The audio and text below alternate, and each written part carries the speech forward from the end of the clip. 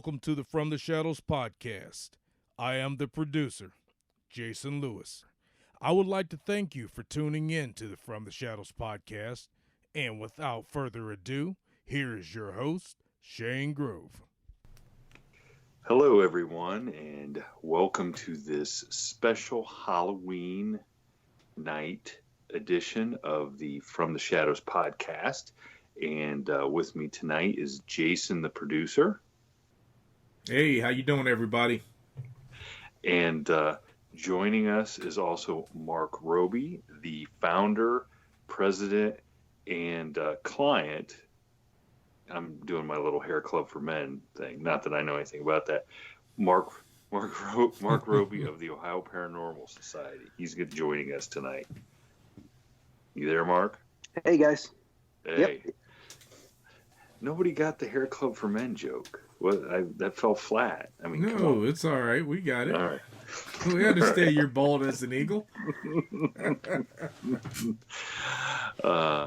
So we're kind of excited tonight. We've got a few things we're going to touch on.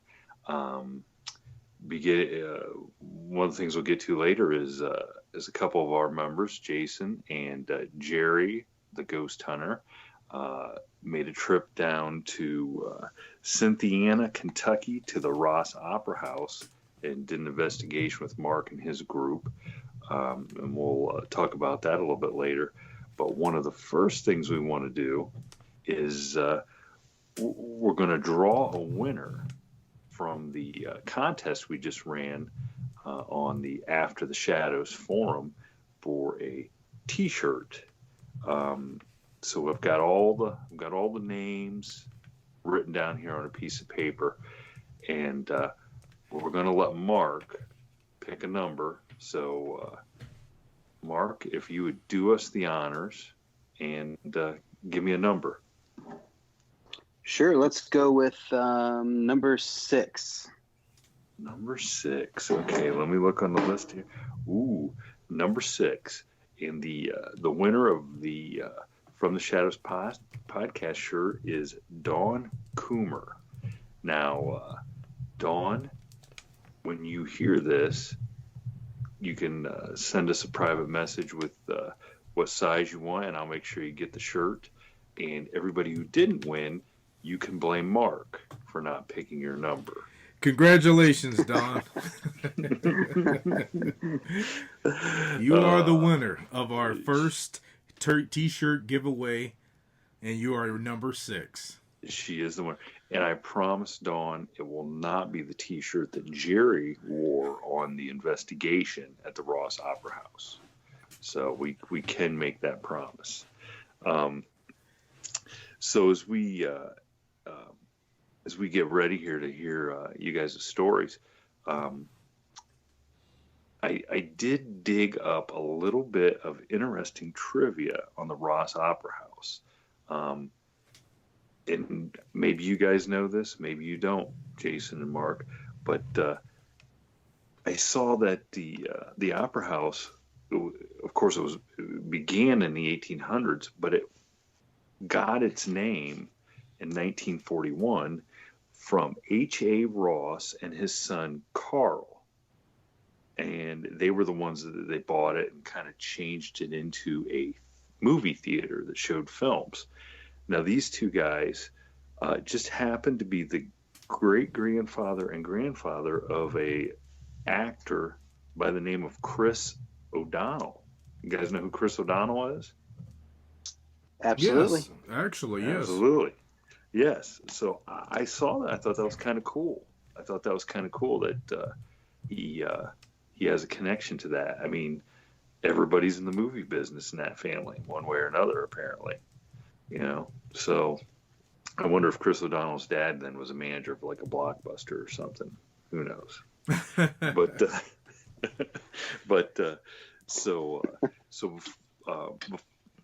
So Jason, tell me what your first impression of the Ross Opera House after you and Jerry making that long trip in the car.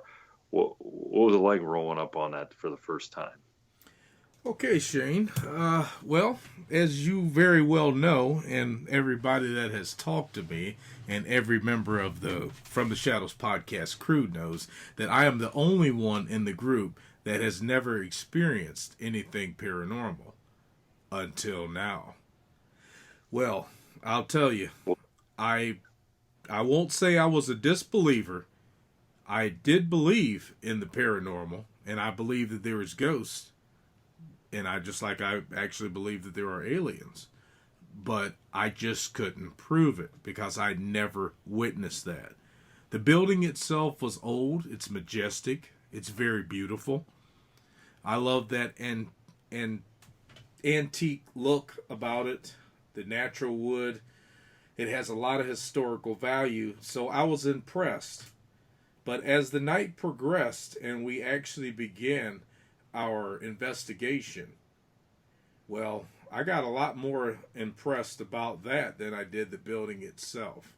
I've had my first paranormal experience now, and I well, really cannot explain it articulately like I would like to. Yes, Shane, what were you going to say? before you tell us exactly what happened, we are going to take a quick break to hear a word from our sponsor tonight. Uh, and when we come out of the break, I want to hear in detail what happened in your first paranormal experience. We here at From the Shadows podcast would like to welcome a new sponsor this week, Suburban Lanes and Entertainment Center. Brand new owners Sean and Tasha Ridgway promise to bring you a family-themed, fun-filled night of bowling and entertainment. The facilities are really nice and clean and wait a second, Jerry. What are you doing? You can't put on those bowling shoes without socks. I mean, you can, but no one else is going to want to wear... wait, those are Sean's personal shoes? Oh, boy. Well, get on out here to Suburban Lanes and Entertainment Center, but if I was you, I would steer clear of the neon green size 13s. Ladies and gentlemen, now I return you back to the program. Okay, so tell us, Jason, what exactly happened? I mean, I know you had to be excited driving. I mean, it's a long trip down there, so you're full of excitement. You come to Yes. this grand building. You guys are in the building in the investigation. Explain to me what was going on when you had your first experience. Well, I was very excited. You were correct about that. But I was also nervous. I did not want to be the third wheel. I did not want to be the only unexperienced investigator there present. So, No, wait a second. No, wait a second. Didn't Kyle go on this trip? Was Kyle not there? Mark? Oh yeah, Kyle was there. Yep. yeah. Yeah, I got to meet Kyle. Yes. You got to be Kyle. So, Yes. so, so, so, Jason, did you get paired up with Kyle and think, "Oh my God, I'm not gonna experience anything because Kyle's the unluckiest member of the Ohio Paranormal Society"? No, I didn't get paired up with Kyle right off of the bat. I spoke with Kyle before he got really busy and going through the investigative procedures, and I spent most of my time at the very beginning with investigator Jerry, because since Jerry was one of our crew, I figured I can't really disrupt him too much because he has to work with me. So I figured I can learn from him, and I would pretty much try to be as studious as possible and just do what the man says, and so I can kind of get my bearings and figure out what I'm supposed to do. So first of all, we were doing a sweep of the theater portion of this building for EVPs. And during the process of that is when I had my first experience. I got introduced to the EMF readers, okay? So he explained to me what that was. He told me how to use them and how to go around and ask questions so that possibly I might get an answer Told me to stay away from the walls and things that could naturally produce electromagnetic forces. And so I did that. And I started questioning the ghost as if I knew there was a ghost there. And even though I did not. So I'm just trying to go through the motions like I thought everybody else was doing and see if I can, get a hit on something. And so nothing was really happening. Nobody was getting too much activity at the time. So I go to sit down in one of these old chairs. And I was just sitting there with the EMF reader. And I had a voice recorder. And I was just talking because there were supposedly little kids that were seen, I guess, running around in the theater before, and you could hear their footsteps, weird things like that. Okay, so I figured, let's talk to the kids. So I told them, don't be afraid. I said, come out and talk to me. We had a toy ball that we had laying there on the floor. I said, play with the ball. I said, I'm not going to hurt you. Nothing really was happening. And then all of a sudden, when I was about ready to get up and go join the rest of the group that was at the other end of the theater, all of a sudden, my meter started to peg. And it went up 1 light, and then it went up 2 lights. And then it went 3 lights, which 3 lights you're getting into an orange color, and then 4 lights it's red. It's that is a high ping right there. And I'm sitting here the whole time. I had not moved yet. And this meter, as it went red, I could feel something coming up behind me. It's sort of like, this is the part that's very hard to articulate. It's as if someone was coming up behind me as if they were like right next to my neck, like they were going to breathe down my neck, but yet I felt no breath, but I felt the presence of something next to me. And this meter is going off like crazy, so I don't want to move because I don't know what's happening with it. And so I yell out and I tell Jerry, I said, hey, turn the camera over here. I think something's over here.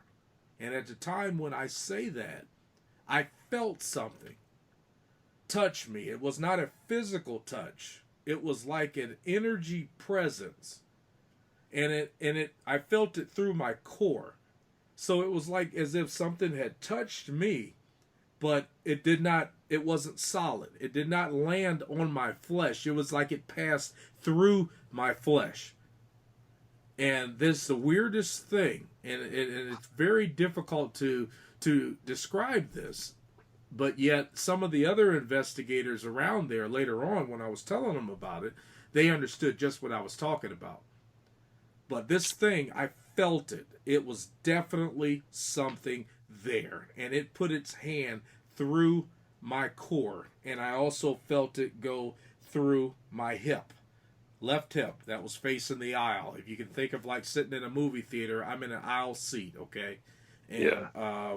This individual or this being or energy presence, whatever it was coming up would be to the left of me. And it's as if like if you were stop somebody and you wanted to say something to them, you'd lean down and you would probably put your hand on their back so you don't scare them. And he maybe put his hand on my knee or something. I'm just trying to think of how where I was touched at. What possibly as a human, what would you do to create that sensation with somebody? And so it seems like I was touched in 2 different places. All I could think of is if you bent down to speak with somebody and you gently touch their back and you maybe put your hand on their leg and you whispered in their ear or something. That's literally what it felt like, but it wasn't a physical breath and it wasn't a physical hard touch. It was like an energy presence. And this, the whole time I'm watching this meter ping red constantly. And when I yelled out and told Jerry to film where I'm at, just in case we can capture something, because I couldn't see anything. And then it started backing off. First of all, I felt it leave my leg, and I felt it leave my back, my core area.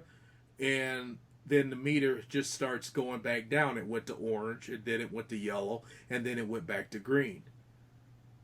And then I was like, wow, what was that? And I got up, I looked around, and I'm trying to aim the meter like it's a phaser from Star Trek, okay? And to try to get another reading. There was nothing there. Nothing at all. No reading, just like it was before. So that was my experience. So I went over with the rest of the group, and I'm trying to explain it, and I'm talking to everybody I can about this, and this is what I witnessed, and these experienced investigators have had similar experiences, and they knew just what I was talking about. They were actually helping me to articulate what I experienced. And I'm like, oh my goodness. I said, is that what it's about? I said, that was intense. And then later on in the night, this is jumping forward about maybe 35, 40 minutes, Jerry was continuing his sweep of the theater. And he finally makes it over to the side of the theater where I was at. And he yells out, he says, hey, guys, I'm going to go use the restroom. It's like a movie theater, so there's restrooms in the back. So he goes up that aisle that leads towards the back of the theater. And he walks past where I was sitting. All of a sudden, I hear Jerry yell, whoa, like this, whoa. And so I turn on my light then, and I'm looking over there. I say, what's going on, man? You all right? You all right? And he says, oh, I felt that. He says, I think I felt what you experienced. He says, there is something here. And he's an experienced investigator. And he tells me, he says, it has been a long time since I felt something that powerful. And I'm thinking to myself, not only did I have an experience and got to feel something, but I thought it was a little intense, and now I got an experienced investigator telling me that that's one of the more intense feelings he's ever felt. And I'm like, oh. So Jerry had his experience in almost the same spot that you did. Exactly the same spot. I was sitting in the chair. He had it at the perimeter. He was standing right beside it. Literally, if I was to try to be outside of myself looking at the situation that happened to me, like I said, I've been trying to piece this together in my mind, and he was standing beside that seat. That's the area where I feel that entity, that energy, or that ghost, whatever you want to call it, was there. Because Jerry was literally standing in that spot where I felt that I had been, I don't want to say assaulted, as I wasn't assaulted, but I was touched. Okay, I felt it. Yes. Now that I've heard this, now I've heard this a couple times. Yes. Other than the first obvious thing that came to my mind when you first told me was that it was Jerry leaning in to kiss you on the neck. No. Okay. No, it was nothing like that. Jerry was nowhere near me. I was literally over there by myself. So you say, Mark, can we get the film on that area? Because I know you had that cameras on. Actually, we did have a camera on the stage, and it was recording all that. I just haven't got to that video yet, but I will clip that out for you. I'll be curious to see if it is as Jason described it, that Jerry was on the other side of it. But since I experienced this, I'll tell you, I was not a skeptic, but I just never experienced it before. And now that I have, I will say there is something there. And ghosts are energy, are spirits, they are real. I mean, they are real.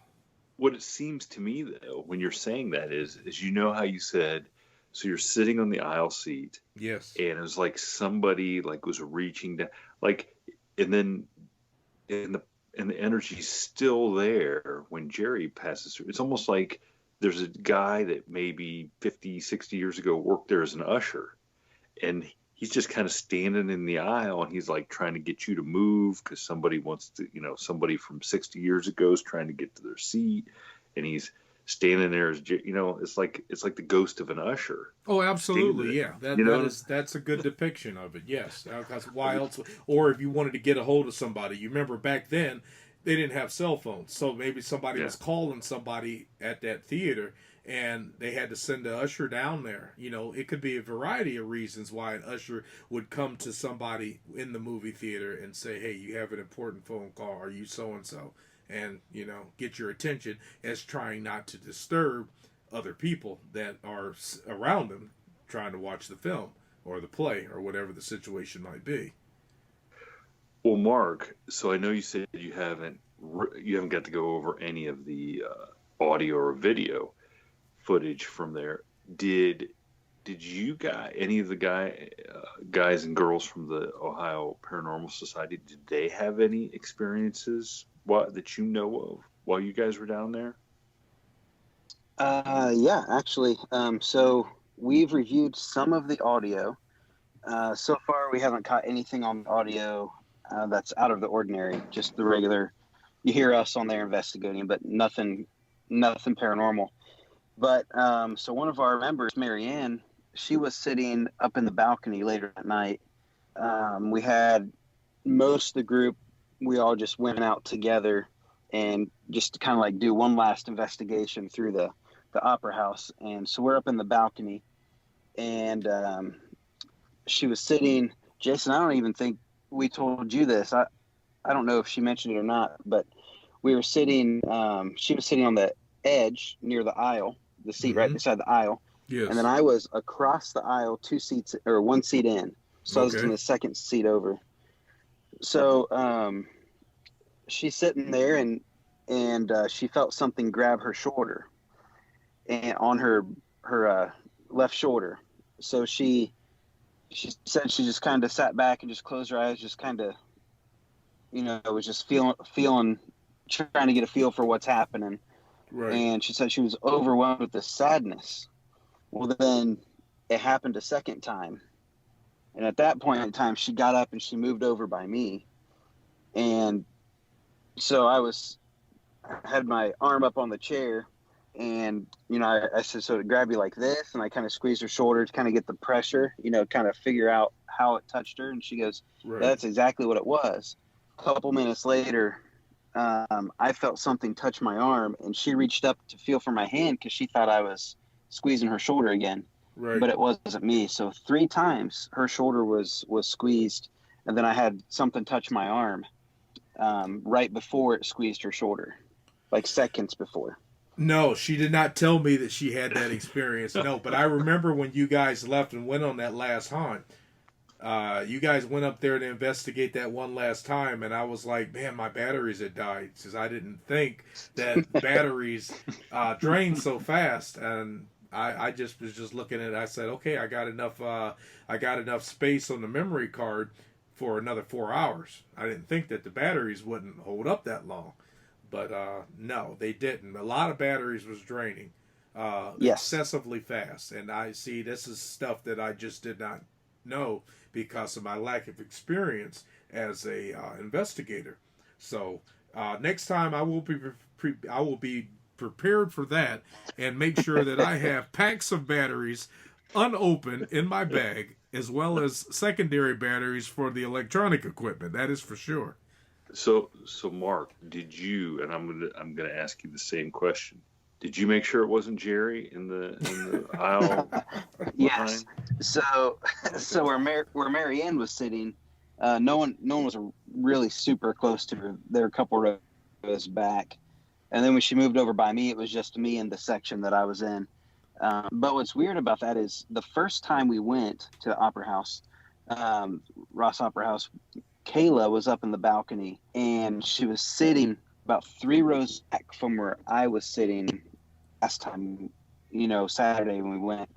And she's about 2 or 3 rows back, and she made a comment that she felt like something was beside her because she felt a breeze, and then all of a sudden the chair beside her moved, and you can actually hear it squeaked when it moved. So, but she was sitting in that aisle seat too. So I don't know, maybe there's something going on with the aisles there, just people walking up and down it. Holy moly.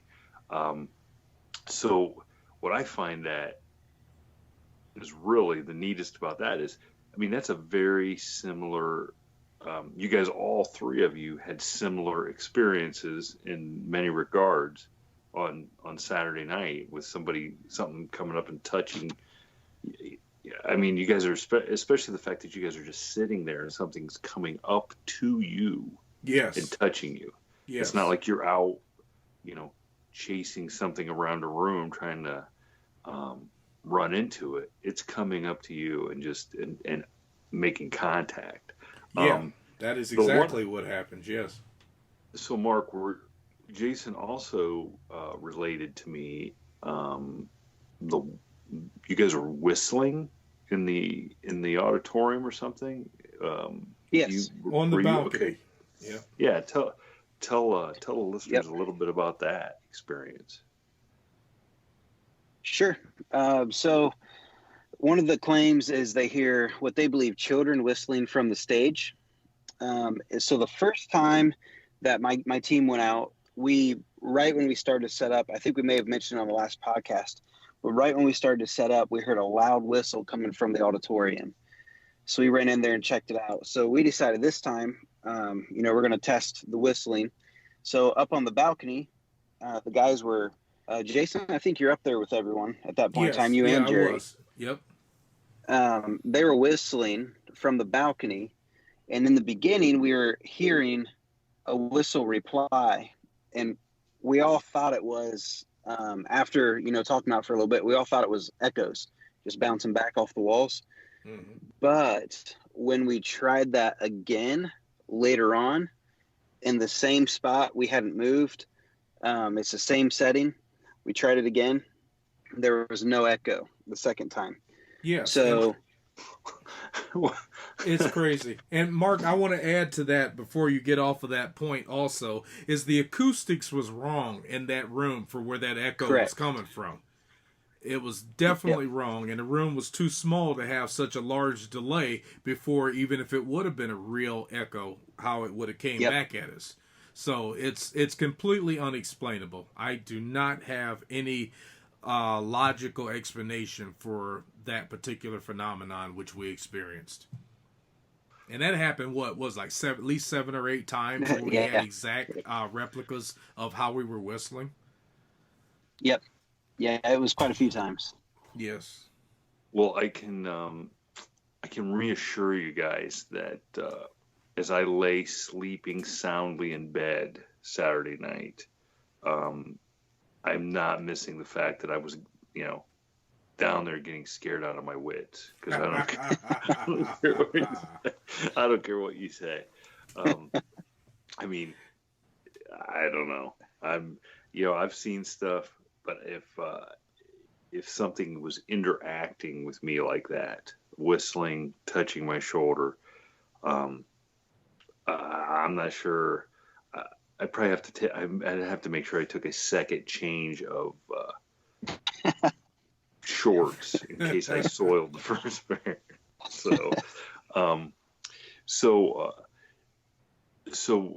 much longer do you think, Mark, before you get all the audio and visual stuff reviewed and may have some other evidence to share with us? So there, the video stuff we just started getting to. Most of the audio is done. Okay. The video, though, we have the hot spots we're going to try to get to first. So like what Jason experienced in the auditorium, things we experienced up in the balcony, all that we're going to try to get to first. I have timestamps of when that stuff happened. So I'm going to go ahead and try to clip that out and then really review that pretty closely, and then look at the before and after times on each clip to make sure that there's nothing moving or whatever that we may miss. And then I'll go back through and look at all the stuff where we didn't have any experiences, but there still might be something there. So it'll probably take, I think we're running, do we have 7 cameras? I think 7 cameras going.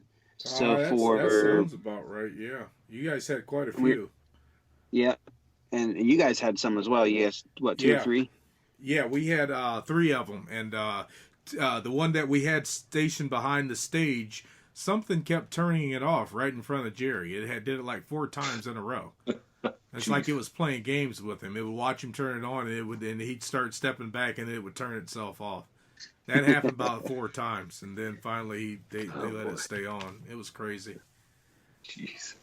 Yeah, I'm guessing it would probably be at least a couple more days before we can get through most of that. All right. Well, I'm eager. I'm sure we're all, especially Jason, Jerry. I'm sure we're all, they're eager to see um, what other evidence was caught down there. As am I, and we'll certainly want to have you back on and talk about anything that may have occurred. But we want to share one more thing with our listeners tonight. A little Halloween um, prize, a little Halloween candy, so to speak, especially for anybody that may be listening at. I think this should be coming out at midnight on Halloween. Mark tells Jason and I that he has an EVP that he's going to share with us right now from a previous investigation at the Ross Opera House. Is that true, Mark, or are you just teasing us? No, that is true. This is from our first investigation out there. Do you want to come over and spend some time with us? Okay, Mark. Now, now that I've heard that, can you please tell me if that is saying what I think it's saying? Well, I think what do it's you think saying it's I saying? am. You think it's saying I? Yeah, I think it's saying I am. Is that what you're getting, Mark? Is that what you guys have concluded too? That's exactly what we thought it was saying as well. So that's good that you guys help solidify that. Wow. That's amazing. Okay, well, now as I'm sitting here in the basement alone recording this podcast, and now you've caused me to maybe have to go up and change my drawers before I retire for the evening. I'd like to thank you, Mark, for coming back on and for welcoming Jerry and Jason on the last investigation that you did. And I hear that there's another investigation that you guys may be going on in North Central Ohio soon. And Yep. we won't say anything, but if that comes to fruition, I think we may all try to join you for at least parts of the night, if that's okay. Sure. Yeah, that'd be fine. We'd love to have you. Well, after hearing that EVP, I maybe not, but I may just have to hear about that. We just have to hear about it. So, well, everybody out there listening, we hope you have a great Halloween, and thanks for joining us tonight. And I hope you did. I hope you did tune in at midnight to check us out. So we'll sign off here, and don't eat too much candy. Thank you, Mark. I appreciate you coming on, buddy. Hey, no problem. Thanks for having me. Yes. Good night, everybody. Good night. Good night and happy Halloween. Yep. Happy Halloween to all. Ladies and gentlemen, a final word. Please visit us on our Facebook page, which is facebook.com/From the Shadows Podcast, and on our Instagram page at instagram.com/From the Shadows Podcast. You can visit our webpage at FromTheShadowsPodcast.GoDaddySites.com, or contribute to our Facebook discussion page called After the Shadows, and tweet us on our Twitter feed at twitter.com/podcast_from. Thank you for joining us, and we look forward to hearing from you all. Until next time, never shy away from the darkness or what may be lurking in the shadows. We are out.